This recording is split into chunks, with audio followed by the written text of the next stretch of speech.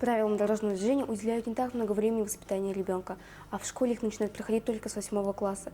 Именно поэтому библиотеки Дома творчества проводят открытые уроки на эту тему. Гора новостей в библиотеке номер 23. Здесь ребята закрепляют свои знания и учатся чему-то новому на уроке азбука движения пешехода.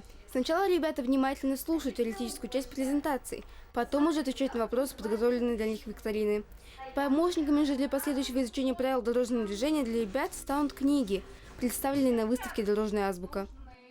Расскажи про свою работу. Я изобразил пешеходный переход, тут идет машины. Работу делаю я 1 час. С кем ты ее делал и где? Я это делал дома с мамой и с папой. Ты знаешь, как правильно переходить пешеходный переход?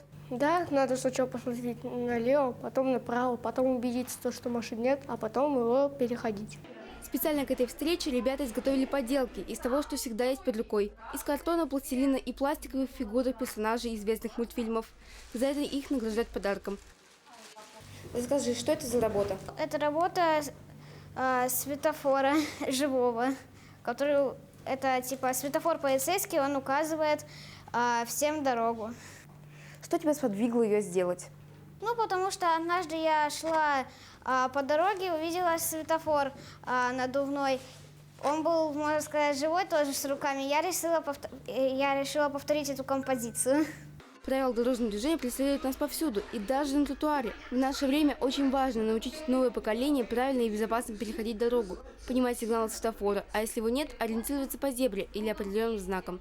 И помните, безопасность важнее всего.